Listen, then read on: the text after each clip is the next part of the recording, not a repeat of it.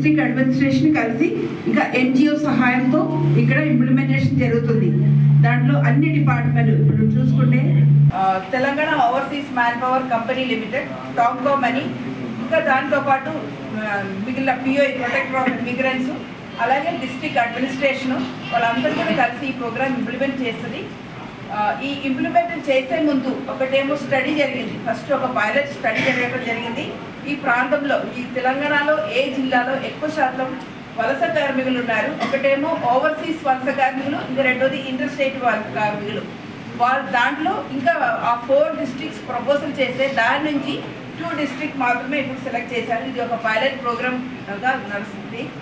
నిజామాబాదు అంతర్జాతీయ వలస గురించి, అలాగే Narayanpet overseas inter district migration గురించి సెలెక్ట్ చేసుకున్నారు.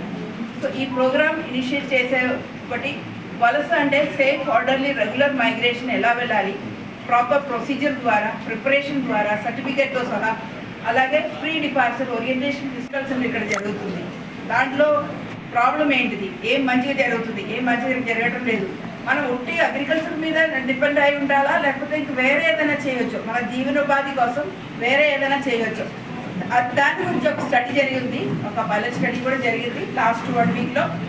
ఇంకొకటి మహిళలు ఏం చేస్తున్నారు, ఈ పురుషులందరూ కూడా దేశానికి వెళ్తారు, వాళ్ళ మహిళలు ఇంటిలో కూర్చున్న మహిళల పరిస్థితి ఏంటిది, వాళ్ళు ఏం చేస్తున్నారు, అక్కడ పంపిస్తున్న పైసలు ఎలా పెట్టుబడి పెడుతున్నారు, బిజినెస్ చేస్తున్నారా, ఆపర్చునిటీస్ ఏంటిది, అలాగే యూత్ ఉన్నారు, ఆ యూత్ స్కిల్ ఏంటిది, యూత్ ఎడ్యుకేషన్ చేసుకొని అటు తిరగకుండా, సర్టిఫికెట్ లేకుండా దేశానికి వెళ్ళకుండా, అట్లా ఉండకుండా ఒక స్కిల్ ట్రైనింగ్ చేసుకొని ప్రొఫెషనల్గా దేశానికి వెళ్తే ఎంత లాభం రావచ్చు.